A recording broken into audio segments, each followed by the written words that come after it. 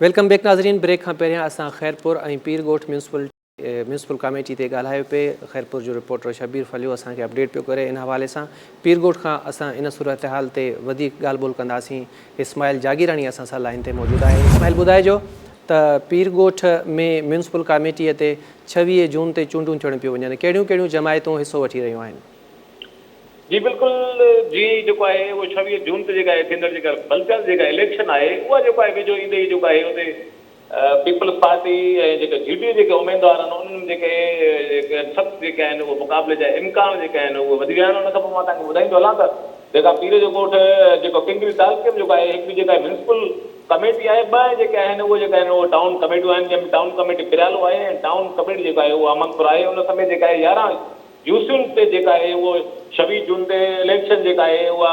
थिए पई, जंहिंमें जेको आहे उहा इलेक्शन वेझो ईंदे ई जेको आहे उहो जीडीए तौरु जेके पीपल्स पार्टी उमेदवार आहिनि उन्हनि में जेको आहे उहो सख़्तु मुक़ाबिलो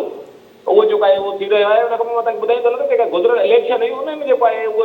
म्यूनसिपल कमेटी पीर जो ॻोठ जेको आहे उहो जीडीए पारां उनखे जेको आहे उते वॾी लीड सां खटी आहे। जेके उन जूं जेके टाउन कमेटियूं आहिनि, तालुके किंगरी जूं टाउन कमेटी अमनपुर आहे ऐं टाउन कमेटी जेके पिरालो आहे, उहा जेका आहे गुज़िरियल इलेक्शन में पीपल्स पार्टी जेको आहे उहा अक्सरियत सां खटी। पर हिन दफ़े जेको आहे जीअं इलेक्शन वेझो अचे पई त जेका आहे उहे जेके कुझु जेके उमेदवार आहिनि उहे जेका आहिनि गुज़िरियल इलेक्शन खटंदड़ जेके उमेदवार आहे उन्हनि तरफ़ां आवाम जा कम न करण ते आवाम तरफ़ां जेको आहे उहो ॿिन्ही पार्टियुनि मथां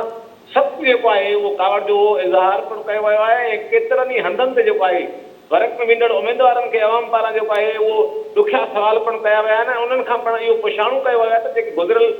जेका आहे बीडी इलेक्शन थी उनमें जेके कामयाबु उमेदवार थिया हुआ उन्हनि तरफ़ां जेको आहे उहो पंहिंजे इलाइक़नि में के बि कमकार वग़ैरह न कराया त उनजे बुनियाद ते जेको आहे उहो अवाम पारां उन्हनि खां सख़्तु पुछाणो पिणु कयो पियो वञे। पर हिन वक़्तु मां तव्हांखे ॿुधाईंदो हलां त जेको पीर जो ॻोठ म्यूनसिपल कमेटी आहे उते जेको आहे उहो दिलचस्प पेपर जेको आहे उहो मुक़ाबिलो जेको आहे उहो हली रहियो आहे। उन खां पोइ मां तव्हांखे ॿुधाईंदो हलां त पीर ॻोठ म्यूनसिपल कमेटी जा जेके 7 वार्ड आहिनि उन्हनि ते जेको आहे वार्डनि ते उते पीपल्स पार्टी ऐं जीडीए जे उमेदवारनि विच में सख़्तु मुक़ाबिलो आहे। उन खां पोइ मां तव्हांखे इहो पिणु ॿुधाईंदो हलां त जेको हुननि जो रुहानी पेशवा आहे पीर साहिब नागारा, उन्हनि जो फर्ज़त आहे जीडीए एमपी से मोहम्मद राशिद शाह राशदी, उहो जेको आहे पंहिंजे उमेदवारनि खे कामयाबु करण जे लाइ उते जेके आहिनि उहे डेरा जमाए छॾिया आहिनि ऐं पंहिंजे इस्माइल इहा शइ क्लियर कयो त जीअं माज़ी में तव्हां ॿुधायो पिए त पीर ॻोठ म्यूनसिपल कमेटी ते फंक्शनल मुस्लिम लीग कामयाबु थी हुई, त हिन भेरे तव्हांखे छा थो महसूसु थिए त केतिरो जेको तब्दीली अची सघे थी ऐं पाकिस्तान पीपल्स पार्टी जा केतिरनि वार्डनि ते कामयाबी जा इम्कान आहिनि? तव्हांखे छा थो महसूसु थिए त हिन भेरे जेके चूंडूं थियनि थियूं त छा फंक्शनल लीग खे को झटको अची सघे थो पाकिस्तान पीपल्स पार्टी तरफ़ां? जी बिल्कुलु, मां तव्हांखे ॿुधाईंदो हलां त जेको पीर जो ॻोठ वार्ड नंबर 6 जो जेको आहे उहो गुज़िरियल 2 ॾींहं अॻु जेको आहे पीपल्स पार्टी जो उमेदवार हुयो हाजी खान कांर, उन तरफ़ां जेको आहे उहो जीडीए उमेदवार नसीर लारिक जे हक़ में जेको आहे हथु खणी करे उन पीपल्स पार्टी खे अलविदा करे जीडीए में शमूलियत जो ऐलान कयो आहे। उन खां पोइ मां तव्हांखे ॿुधाईंदो हलां जेके असांखे गॾुकल जेके ॼाण मूजिबि इहा असांखे ॼाण पण मिली आहे त जेके हिन वक़्तु जेकी 26 जून ते इलेक्शन थिए पई म्यूनसिपल कमेटी पीर जो ॻोठ ते, उते जेको आहे उहो जेको जीडीए आहे उहा जेको आहे उहा अक्सर सां खटे पई ऐं जेके पीपल्स पार्टी जा उमेदवार आहिनि उहे जेको आहे उहो काफ़ी सारा जेके आहिनि उहे परेशानी में मुब्तला पण नज़र अची रहिया आहिनि। उन खां पोइ मां तव्हांखे ॿुधाईंदो हलां त हिन दफ़े जेको आहे तालुके किंगरी में ॿिन्ही पार्टियुनि तरफ़ां कुझु जेको आहे उहो यूसीज़ या टाउन कमेटीज़ जे कुझु वार्डनि ते ग़लति फ़ैसिला करणु सबबु उते पण उन इलाइक़े जेके उतां जा जेके उमेदवार आहिनि उन्हनि खे पण जेको आहे उहो मुश्किलातुनि खे मुंहुं ॾियणो पवे थो। पर हिन वक़्तु जेको आहे जेके गुज़िरियल इलेक्शन में 2 टाउन हुयूं पीपल्स पार्टी उन्हनि खे जेको आहे पण वॾी लीड सां खटियो, जंहिंमें टाउन कमेटी पिरालो हुई ऐं टाउन कमेटी अमनपुर हुई। हिन वक़्तु जेको आहे उहो टाउन कमेटी अमनपुर ते जेको आहे उहो चोटी जो जेको आहे उहो मुक़ाबिलो पण आहे जेको जीडीए उमेदवार ऐं कुझु उते आज़ाद उमेदवार आहिनि ऐं पीपल्स पार्टी उमेदवारनि विच में उते पण वॾो दिलचस्प मुक़ाबिलो आहे। उते जेके पीपल्स पार्टी जा जेके अॻूणा कामयाबु थियल जेके उमेदवार आया उन्हनि खे जेको आहे पीपल्स पार्टी तरफ़ां ॿीहर जॾहिं उते टिकेटूं जेके आहिनि उहे जारी कयूं आहिनि त उहे जेके आहे हिन वक़्तु जॾहिं उहे पंहिंजे इलाइक़नि वार्डनि में जेका आहे उहो आवाम वटि जेको आहे वोट वञण जे लाइ वञनि था त उन्हनि जेको आहे उहो पंहिंजी जेको आहे उहो नाक़स कारकर्दगी करे उन्हनि खां जेको आहे माण्हू जेके आहिनि उहो उते बिल्कुलु जेको आहे उहो नफ़रत जो इज़हार बि कनि पिया ऐं केतिरनि ई उमेदवारनि खे आवाम तरफ़ां वोट न ॾियण जो बि पण जेको आहे उहो जेको आहे उन्हनि खे इहो चिटो जेको जवाबु ॾिनो आहे त तव्हां असांजे इलाइक़े में के बि कमकार न कराया आहिनि जंहिं करे असीं तव्हांखे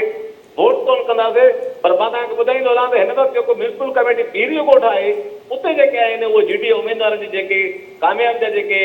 इम्कान आहिनि उहे चिटा नज़र अची रहिया आहिनि ऐं पीपल्स पार्टी खे उते तमामु घणी मुश्किलातुनि खे जेको आहे उहो मुंहुं ॾियणो पइजी रहियो आहे। ठीक है। इस्माइल जागीराणी असांखे पीरगोट खां अपडेट पियो करे कम न थियण बावजूद ऐं अवाम जे सख़्त रद्द अमल बावजूद बि GDA जेको आहे सो पीरगोट ते सोभारी थी सघे थी। इहे फैक्चुअल पोज़ीशन्स ॿुधाइनि पियूं। हाणे गंबट जी सूरत हाल ॾांहुं अॻिते वधंदासीं, पर इन खां पहिरियां गंबट म्यूनसिपल कमेटी जिते फंक्शनल लीग गुज़िरियल टेन्यूअर में यको मक़ामी हुकूमतुनि में रही, उते अवाम खे छा डिलीवर थियो ऐं अवाम केतिरे हद ताईं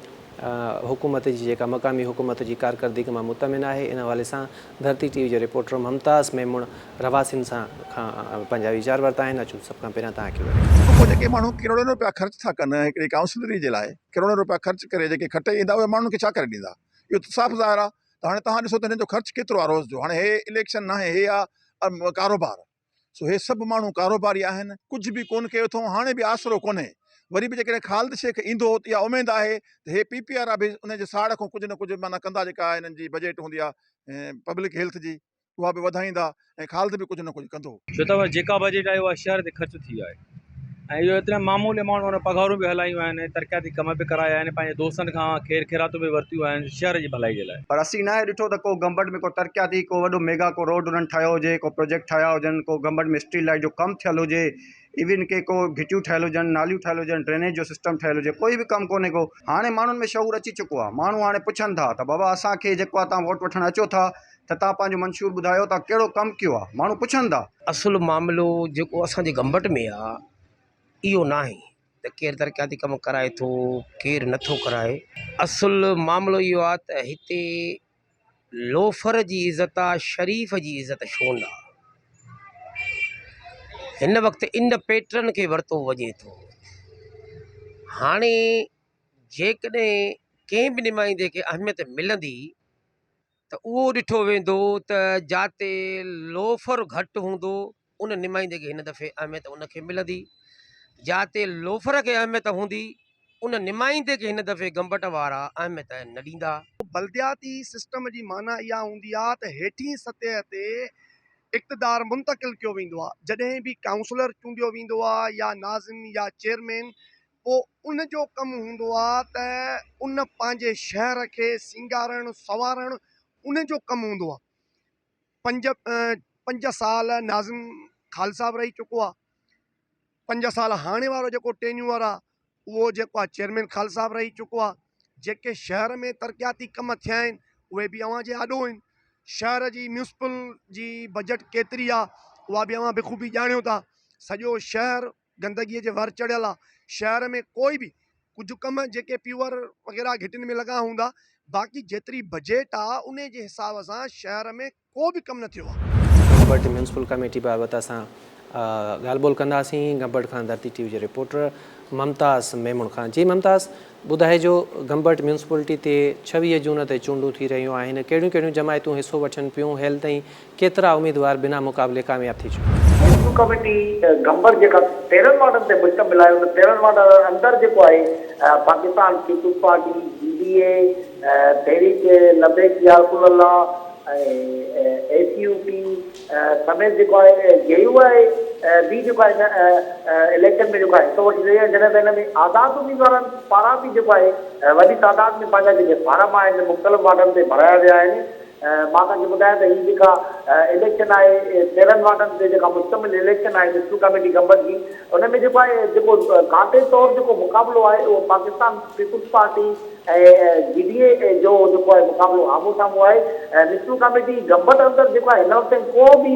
जेको उम्मीदवार आहे उहो बिना मुक़ाबले कामयाब न आहे थियो। जॾहिं त जेका उम्मीदवारनि पारां जेका वर्क मुहिम आहे उहा तेज़ीअ सां जारी आहे। मां तव्हांखे ॿुधायां त जेको पीपुल्स पार्टी पारां जेको आहे चेयरमैन जो उम्मीदवार हाजी अब्दुल लतीफ़ शेख आहे, जॾहिं त GDA पारां जेको आहे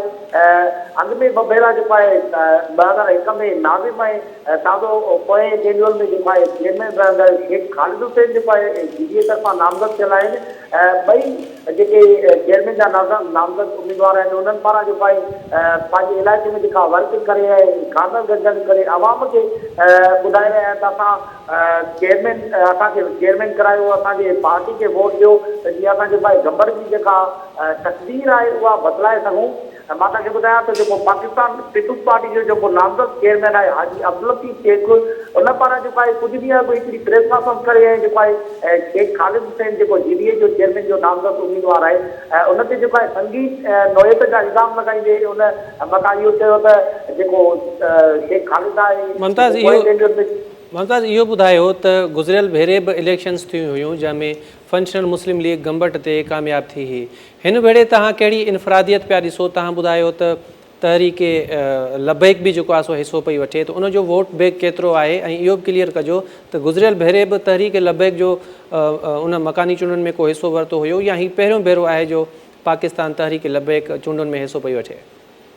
ॾिसो, मां तव्हांखे ॿुधायां त जेके बल्दियाती चूंडूं आहिनि उन में जेको आहे 2001 खां वठी जेको लास्ट चेयरमैन जो दौरु रहियो उन में जेको आहे फंक्शनल लीग ऐं GDA जेको आहे पहिरियों त फंक्शनल लीग हुई, वरी पोइ GDA तनक़ीद कई। इन्हनि जो ई जेको आहे हमेशह म्यूनिसिपल कमेटी गंबट ते जेको आहे हुकूमत रही आहे। पर हिन भेरे जेको आहे जेका TLP जमायत आहे उन पहिरियों दफ़ो जेको आहे इन इलेक्शन में जेको आहे हिसो वरितो आहे ऐं जंहिं ते जेके उन्हनि 13 वार्डनि मां जेको पंहिंजा 11 वार्डनि ते जेको आहे उन्हनि पंहिंजा उम्मीदवार जेके आहिनि मुतारिफ़ कराया आहिनि। ऐं अगरि ॻाल्हि कजे वार्ड नंबर 10 ऐं वार्ड नंबर 11 ते, वार्ड नंबर 10 ते जेको आहे शिजात हुसैन मेमूर जेको आहे हुननि जो उम्मीदवार आहे ऐं वार्ड नंबर 11 ते जेको आहे TLP ते जेको अरसलान रसूल खोड़ो जेको आहे हुनजो उम्मीदवार आहे। इन सभिनी उम्मीदवारनि मां अगरि असां ॻाल्हि कयूं त जेको शिजात हुसैन मेमूर आहे हुनजो जेको आहे सुठो वोट बैक असांखे नज़र अची रहियो आहे ऐं हुनजी वर्क बि जेको आहे तमामु सुठी आहे, छो त हू हिकिड़ो नौजवान ऐं समाजी अॻवान बि आहे। उन हवाले सां जेको आहे हुनजी जेका वर्क मुहिम आहे उन मां असांखे लॻे रहियो आहे त माना हीउ जेको तमामु घणी तादाद में जेके वोट खणी सघे। अच्छा, ॿुधायो त 13 वार्डनि मां केतिरनि वार्डनि ते तव्हां तहरीके लबैक जी कामयाबी जा इम्कान पिया ॾिसो? ॾिसो, मां तव्हांखे ॿुधायां त हिन वक़्तु जेका इलेक्शन आहे बल्दियाती चूंडूं आहिनि उन में जेको आहे तहरीके लबैक या रसूला जा जेके अॻवान आहिनि मौलवी ताज मोहम्मद कुबर, उहो त दवाऊं करे रहियो आहे त असां 13 वार्डनि मां जेके असां पंहिंजा उम्मीदवार जेके असां नामज़द कराया आहिनि असां वॾी तादाद में असां सीटूं खटंदासीं ऐं असां जेको आहे चेयरमैन जेको आहे असांजो थींदो ऐं आवाम खे बि उहे अपीलूं कंदे नज़र अची रहिया आहिनि। पर असां ॻाल्हि कयूं इन तहरीके लबैक या रसूला जी सीटूं खटण जी त असांखे जेका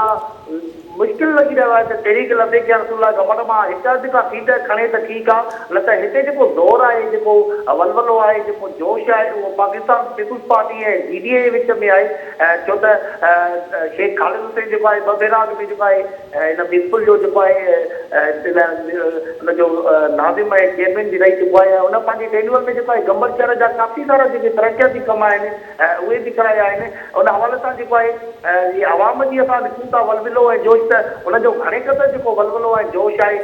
त GDA तरफ़ आहे। अच्छा, ओवरऑल तव्हां छा था सम्झो त गंबल म्यूनिसिपल कमेटी हिकु भेरो ॿीहर उन ते फंक्शनल लीग सोभारी थींदी या पाकिस्तान पीपल्स पार्टी को अपसेट ॾेई सघे थी? ॾिसो, इहो त वक़्तु ख़राबी जूं ॻाल्हियूं आहिनि, पर जे असां कानल गॾजानी में असांजो वञणु थिए थो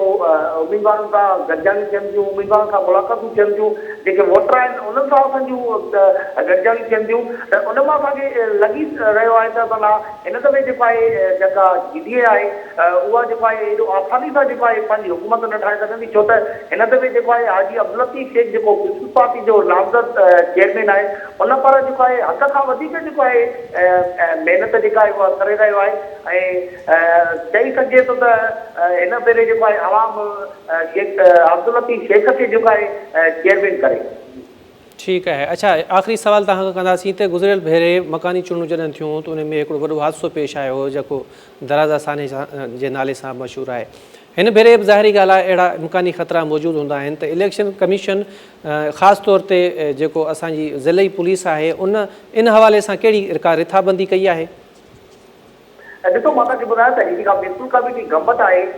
गुज़िरियल इलेक्शन दौरान जेको इहो एॾो वॾो सानियो थी वियो जंहिंमें जेके 11 हुर हुया उहे शहीद थी विया इलेक्शन पोलिंग अंदरि जेको आहे उन खां पोइ सॼी सिंध जूं जेके नज़रूं आहिनि उहे इन असांजे गंबट तालुके ते हूंदियूं आहिनि ऐं गंबट तालुको जेको आहे वाहिद म्यूनिसिपल कमेटी गंबट आहे जेका हमेशह जेको आहे GDA ई सोभारी थींदी आहे। हिन भेरे बि जेको आहे इलेक्शन कमीशन जेको आहे पंहिंजी जेके हुनजो रूल्स आहिनि रेगुलेशन आहिनि उन तहत जेको आहे शेख ख़ालिद हुसैन पारां प्रेस कॉन्फ्रेंस दौरान इलेक्शन कमीशन खे जेको आहे मुतालबो बि कयो त जेको आहे हिन भेरे असांखे जेको आहे रेंजर्स ऐं आर्मी असांखे हिन इलेक्शन दौरान असांखे ॾिनी वञे ऐं इलेक्शन कमीशन पारां जेको आहे इन वक़्त ताईं को अहिड़ो नोटिफिकेशन जारी न आहे थियो जंहिंमें इहो चई सघिजे त इलेक्शन दौरान जेको आहे आर्मी या रेंजर्स या ॿिया जेके कानून नाफ़िज़ कंदड़ इदारा आहिनि उहे हिन पोलिंग ॿाहिरां जेको आहे या अंदरां पंहिंजी जेका ड्यूटी आहे उहो करे सघनि पर दिल्ली पुलिस जी ॻाल्हि कजे त SSP खेरपुर पारां जेको आहे हुनजो जेको प्लान आहे उहो गंबट ते तमामु हुनजो वधीक फोकस हूंदो छो त हिन इलेक्शन दौरान ई जेको आहे पोइ दफ़े एॾो वॾो सामियो पेश आयो जंहिं सबबु जेको आहे SSP खेरपुर जेको आहे ॿियनि तालुकनि खां हटी करे जेको आहे गंबट ताल जे अंदरि जेको आहे जेकी सिक्योरिटी जा निज़ाम आहिनि उहे हद खां वधीक रखनि। ठीकु आहे, वॾी महिरबानी मुमताज़। इलेक्शन कमीशन सिक्योरिटी जा सख़्तु इंतज़ाम कया आहिनि ऐं हेल बि गंबट म्यूनसिपल कमेटीअ ते फंक्शनल लीग जी कामयाबी जा वाज़े इम्कान आहिनि। प्रोग्राम जो सिलसिलो जारी आहे, नंढड़ी साई वठंदासीं, वरी पोइ मिलूं था।